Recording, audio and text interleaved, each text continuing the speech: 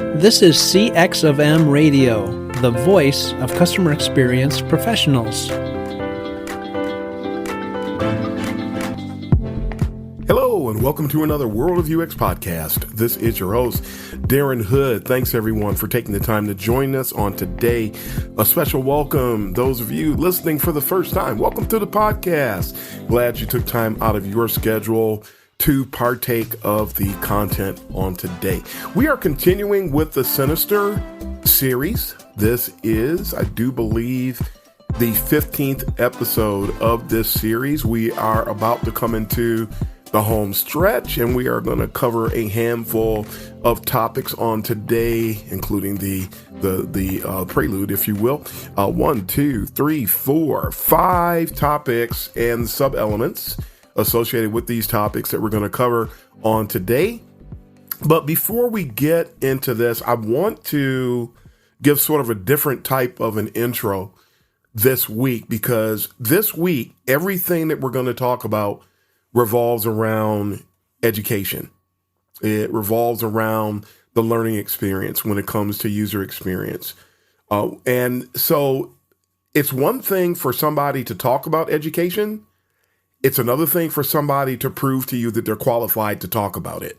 And this is part of what I want to really address today. But before I get into these, again, 1, 2, 3, 4, double checking, five different things that are going on in today's sinister culture of UX with regard to education, is I want to double back. And I've talked about this before, but I just want to spend a few minutes telling you about my qualifications to talk about this subject. See, there's a lot of people who attempt to educate and attempt to talk about education, attempt to critique education, but they're not really qualified to do it.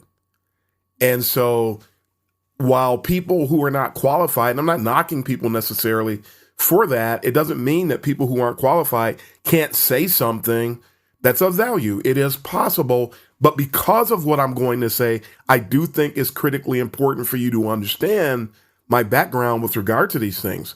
So you understand, you always have to understand what's behind someone's statements. If a person is qualified to make those statements, then you and I have to add extra weight to what it is that they're talking about. If a person isn't qualified, then it's critical to take weight away and possibly even ignore what it is that's being presented. Otherwise, you end up partaking of things. I mean, would you go to a restaurant if the people in the back couldn't cook? Would you go to a dentist if they really aren't good at it and have a ton of terrible reviews everywhere? And you have friends that went there and they had terrible experiences. Would you go and have your car repaired or serviced at a place where the people really aren't that qualified, aren't very good, and they're just some Joe Blow who's got hired to do some of the work and maybe even fake their way into the position? There's this thing of accountability that's frowned upon today, which we've alluded to this to an extent, because that's what gatekeeping is really about. It's about quality assurance and about accountability. And a lot of people don't like accountability because they don't qualify. That's why people fight against gatekeeping in general. When they don't even know they're fighting against it, they usually misdefine gatekeeping, and we talked about that. But people fight against things because it keeps them from having access. They know they're not qualified. They know they don't deserve it flat out. They know that they don't meet the requirements, but they want access.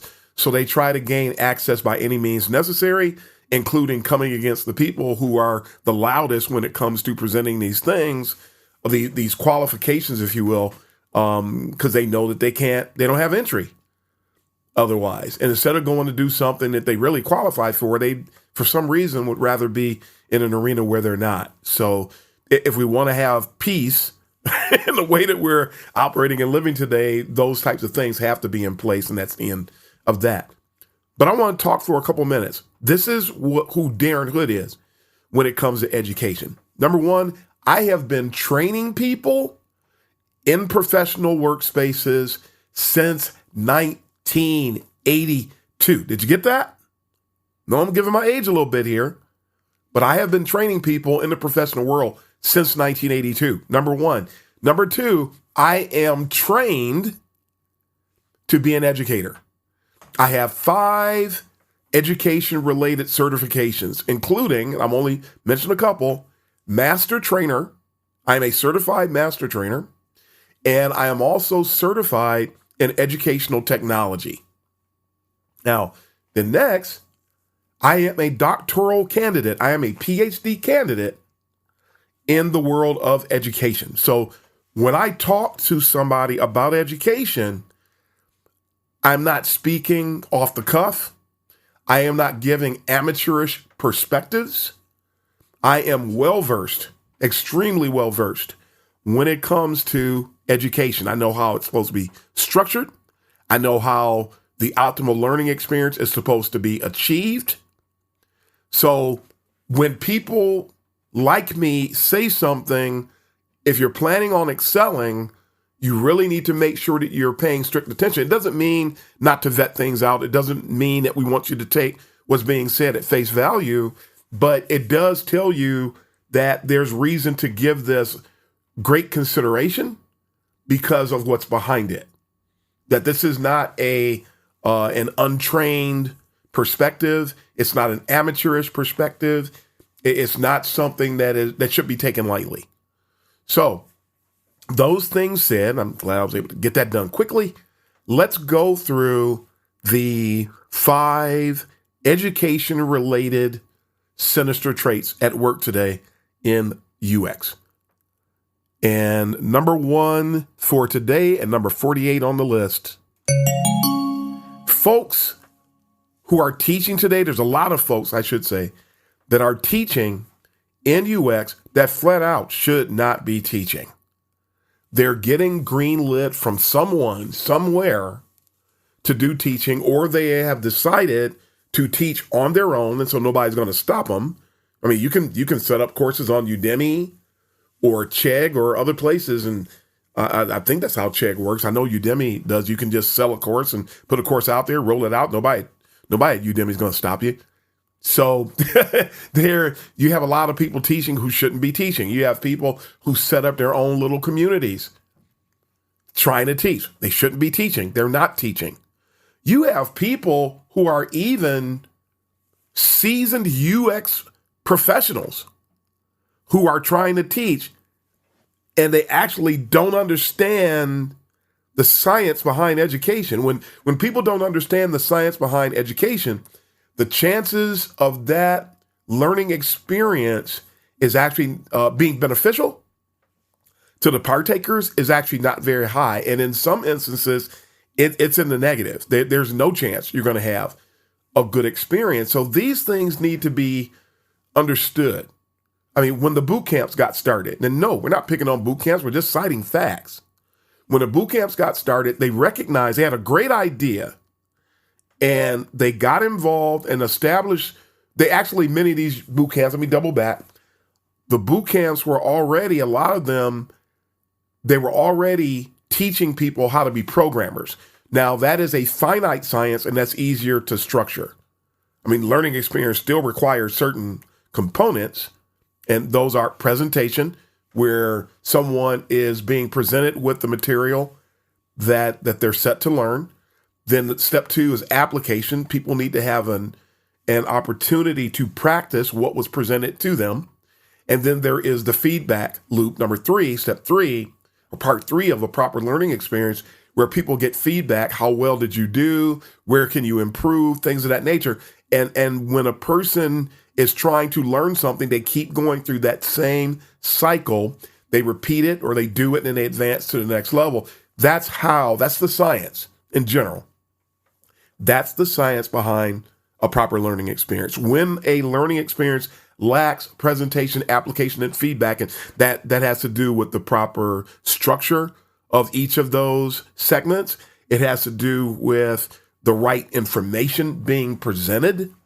Somebody can actually present something, include presentation, application, and feedback, but if the information presented or the steps provided are not accurate, then it doesn't qualify as a proper learning experience. So yeah, somebody can have the proper science, and it's still not there. And that's why you have people who are, I've got 25 years and I'm going to give you a course that does this, and that.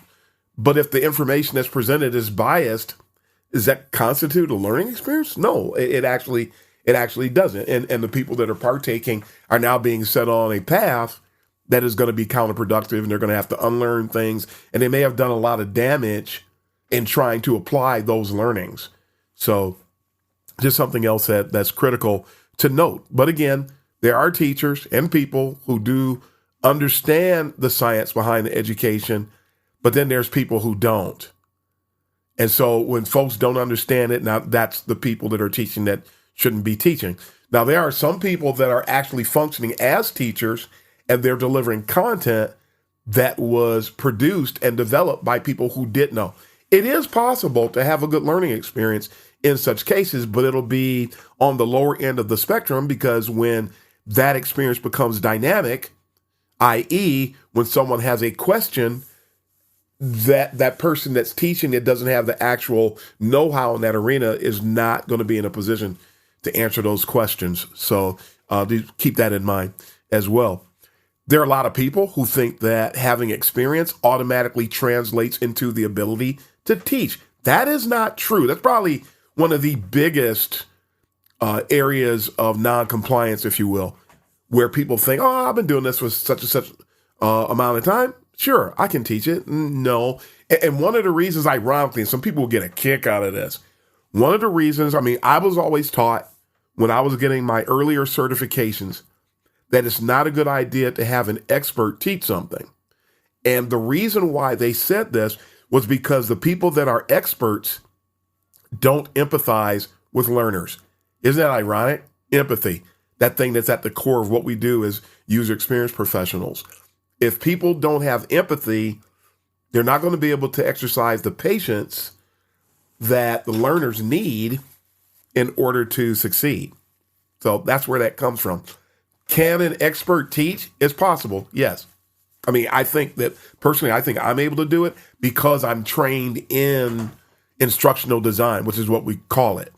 I'm trained in instructional design, so I know how to put the instructional designer hat on or the trainer hat on when it's necessary, and when to put the UXer hat on when it's necessary, and when to put the LXer hat on when it's necessary. I know how to do those things. Everybody doesn't. So that's where you have the problem. So it's not good. And you've seen it before, I'm sure. You think back in your history of being trained, times when the person knew stuff like the back of their hand, and they just didn't know how to really be patient with and empathize with learners. They know it like the back of their hand, and they get frustrated because somebody else isn't quite getting it. And so that's something a dynamic that gets overlooked a lot of times. Another aspect of this, folks teaching who shouldn't be teaching, is that many people think that one of the best ways to learn is to teach. A lot of these people, number one, that's false. That is grossly false. And the people who endorse such a thing don't know a lot about the science behind education. They don't know the science behind learning experiences, and they think that, just go out there and teach somebody. Even people that are learning, they'll say, hey, you want to get better at that? Go and teach it to somebody. But when the person that's teaching doesn't really know what they're teaching, they're gonna actually sort of kind of convey, transmute, if you will. They're going to impute that lack of confidence to their learners. They don't know. When you don't know, don't step into a position of authority. When you don't know, stay where you belong, earn your way to that position, and teach when you can. Teach when you are in a position to actually lead someone in that setting. We got way too many people doing that today. The best way to learn is not to teach. The best way to learn is to go and practice. And don't come back and say, well, I want to practice teaching. No, that's not. No. Teaching is like being a doctor. You don't get in the position to impact someone's well-being until you know what you're doing. So the same thing actually does apply in education. Don't put yourself in that position until you have actually ascended to a state of confidence and excellence that allows you to be in that position. I also heard somebody say once, the fourth bullet point under this one, I heard somebody say once, and I respect the person greatly, and just because you respect somebody doesn't mean that they're going to be right all the time. about everything, and you don't have to see them as being right all the time. And them not being right doesn't mean that you have less respect for them. I want to preface this by saying that. But I heard somebody say that the way that older people learned, that many older people learn, the ways they learn, the way we learn is actually outdated. That is grossly false. Every learning experience, go back to the year 1242. When people learned then, it was through presentation, application, and feedback, the best learning experiences. The other people who did trial and error actually worked too hard to get to the point of expertise. If you want to get to expertise faster, you have to go through presentation, application, and feedback. In the year 1462, presentation, application, feedback. 1820, presentation, application, feedback. 1941, presentation, application, feedback. 2000, presentation, application, feedback. 2024, presentation, application, feedback. You know why? Because the human brain basically doesn't change. So the road to expertise comes through presentation, application, feedback. It has not changed. Everybody learns the same exact way, no matter how old you are, no matter what it is you're learning. Presentation, application, feedback is the way to proceed. So let's know and understand that today. And the way that I learned when I was coming up, it doesn't change. The same people are doing the same. People are doing the same exact thing today. So don't fall for that, especially when it's being presented to you by people who do not excel in, nor have they been trained in the science of the instructional design. It just doesn't. And it's funny that you have people who they don't want you to learn the wrong things about UX and then go and make a statement about education when that's not their arena of expertise. It simply isn't. And just like people who don't have any expertise in UX shouldn't be teaching, people who don't have expertise in education shouldn't be making comments about education as if they are. They're actually guilty of the same thing that they're saying about UXers. So let's know, understand, and keep that in mind if we want to be safe and we want to excel today. So that's it for that particular topic. Number 49 and number 2 for today. There's a lot of faux educational resources, piggybacking on number 48. There are things that people are saying, things that are being produced, resources that are being provided that are anything but true UX resources, UX learning resources.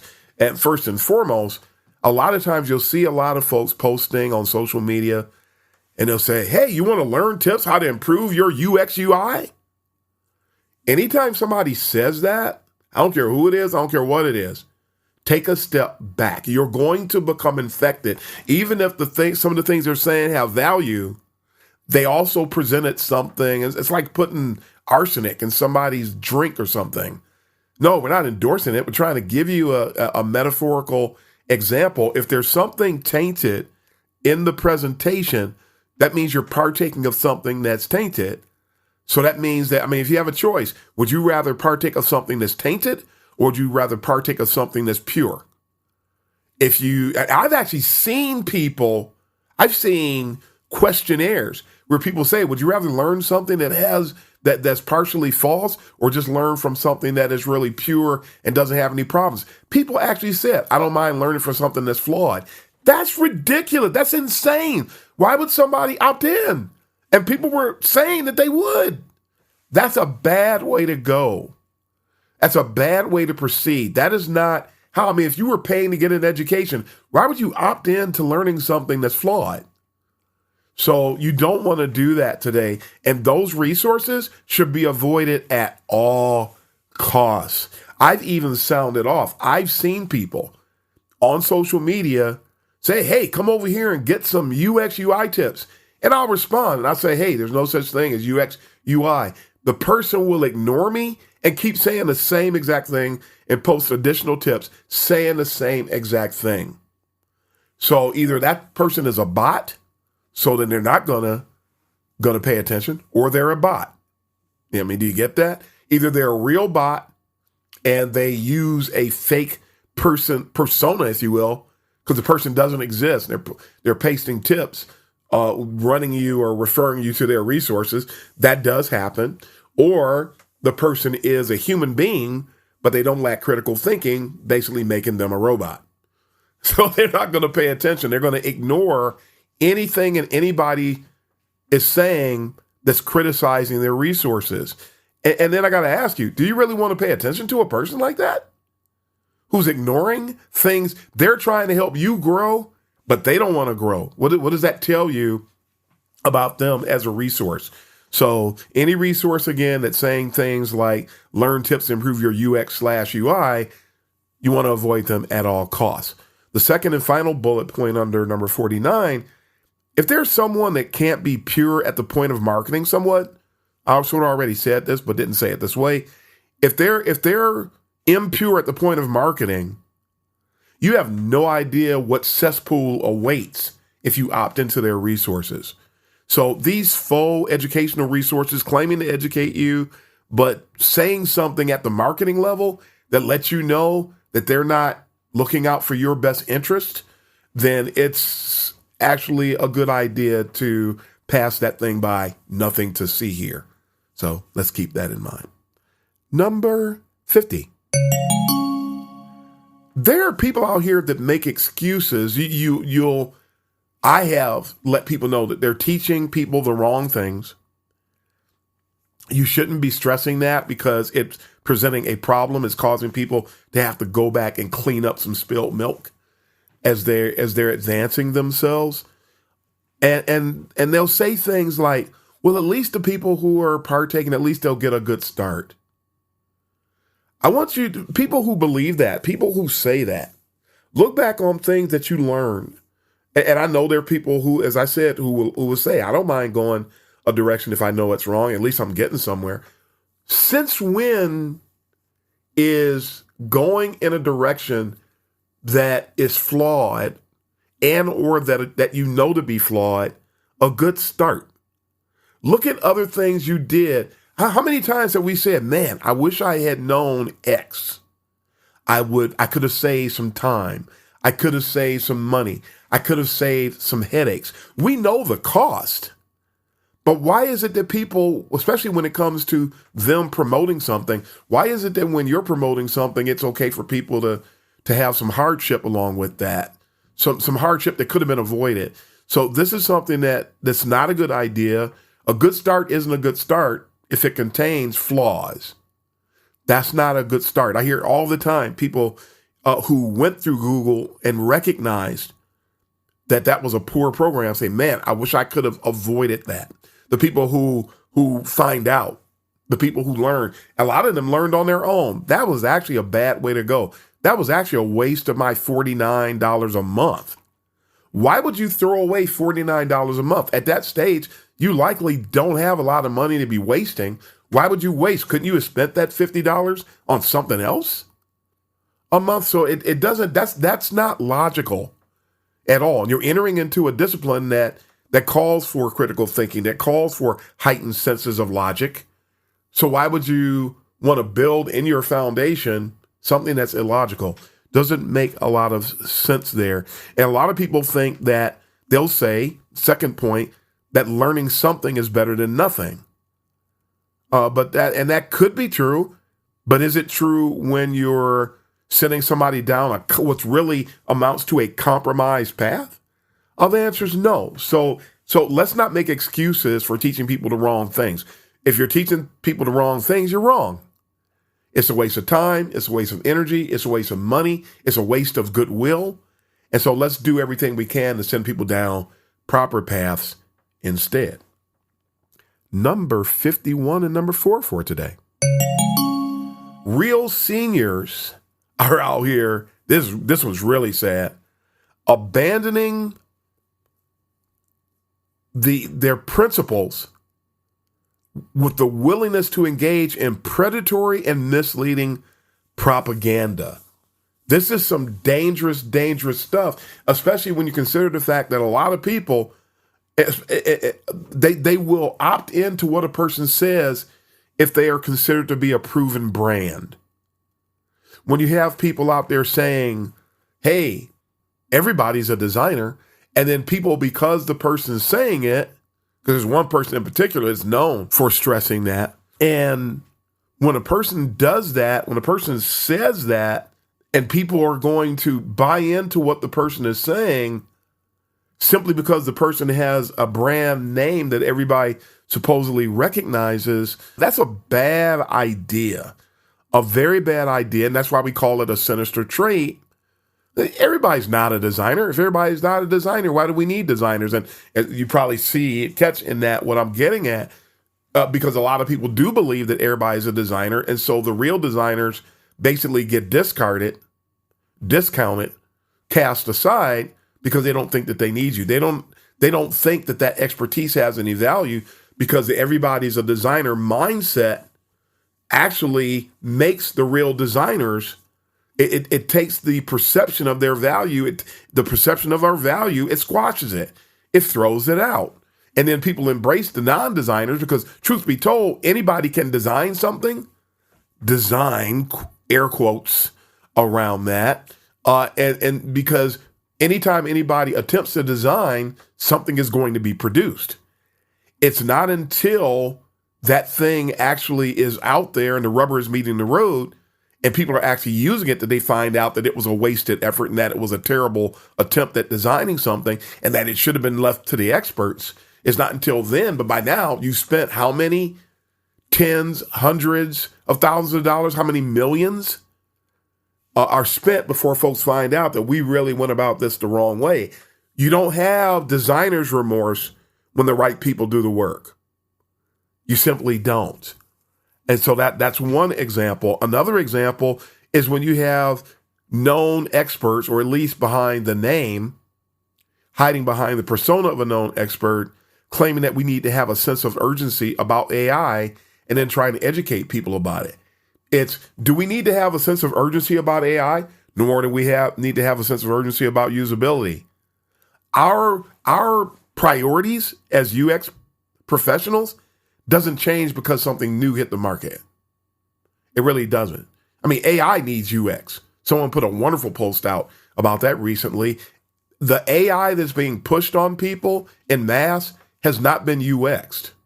Anything that has not been subjected to proper UX evaluation is a train wreck waiting to happen.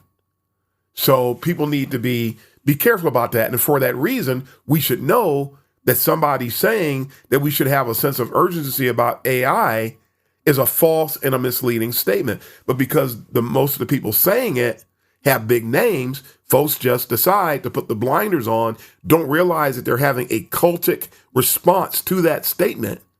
Never take your critical thinking hat off. Never stop examining something. Never stop vetting things out.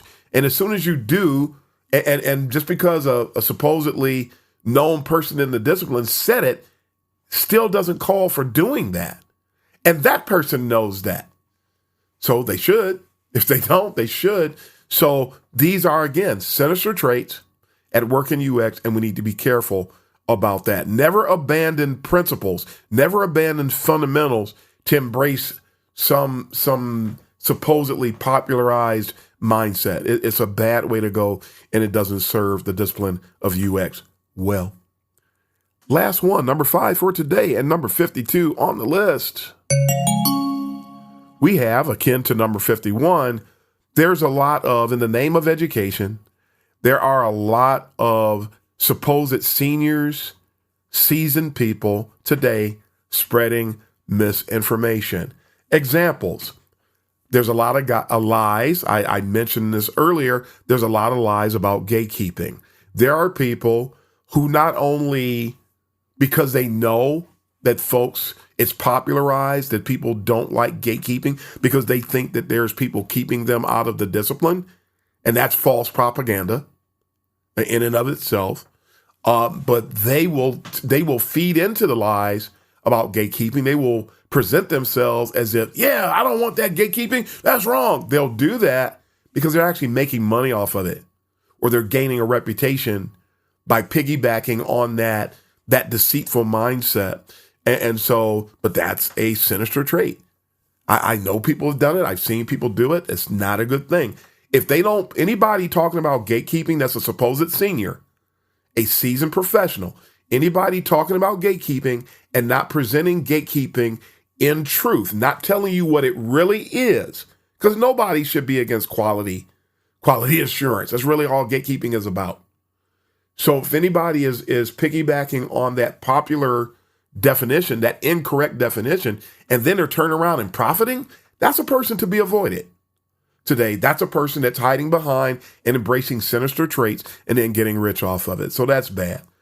People lie about boot camps. They'll say that boot camps are a great place to start. And keep in mind, all boot camps, you're going to be shocked to hear me say this, all boot camps aren't bad. 98% of them aren't. But unless you can tap into a boot camp that's actually doing things the right way, which is very difficult to do as a boot camp, then unless they're tapping in the right way, and you found out that they're tapping into and doing things the right way, boot camp should be avoided at all costs.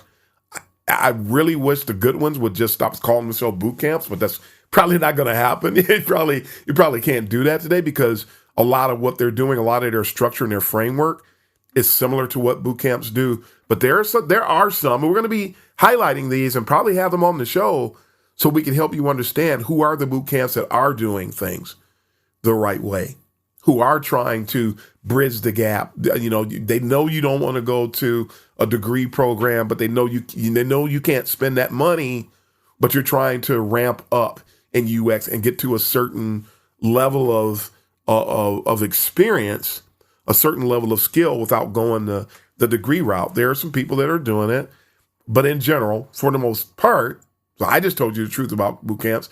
There's people out here telling you that boot camp's a great way to go.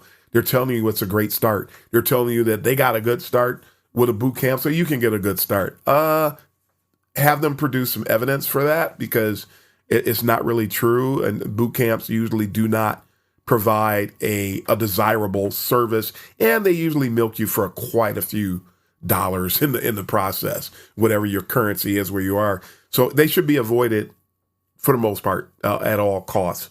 There are people that we already talked about this when they lie and they say that everybody is a designer.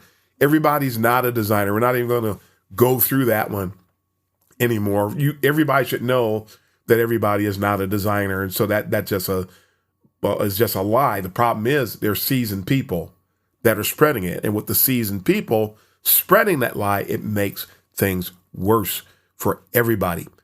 There's some people that are saying there's no issue with using the combo acronym, the UX UI acronym. It deceives people. It misleads people. It actually has people thinking that UX UI are interchangeable. It has people thinking that we are as visually focused as we are functionally focused. Those things are not true.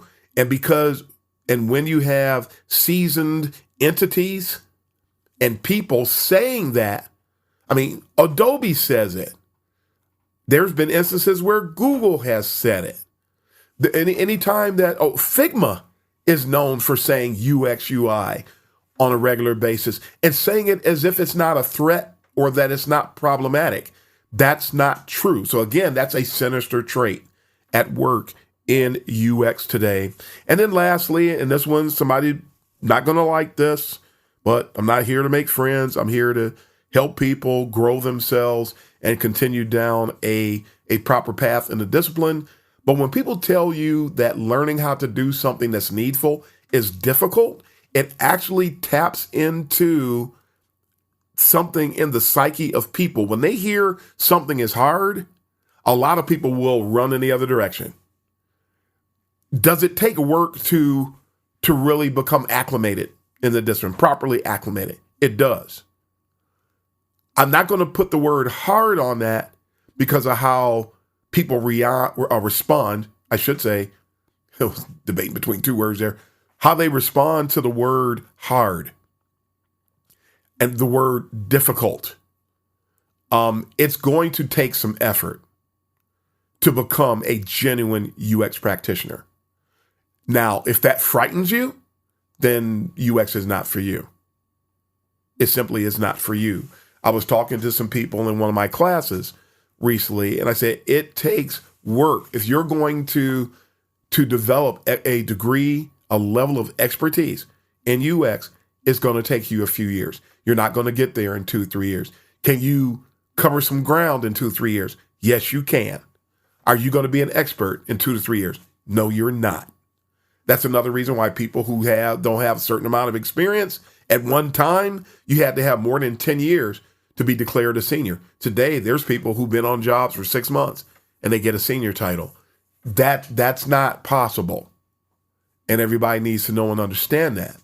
So, but when people try to make people feel better or just even present the concept of hard in conjunction with trying to achieve a certain level of expertise, a lot of people, they actually abandon that. They're done at that point. They don't want anything to do with that. And then there's a group of people that they're willing to take on a title that implies they know more or have more expertise. They're willing to do that without doing the associated work. And those mindsets are sinister, basically, when it comes to UX. I even had an interaction with somebody once where they were talking about how it's hard to learn critical thinking. It's just going to take some work. Who cares how hard it is? I find that irrelevant. If you know you need to achieve that, if you know you need to be good at critical thinking to excel in the discipline, forget about how hard it is, just get to work.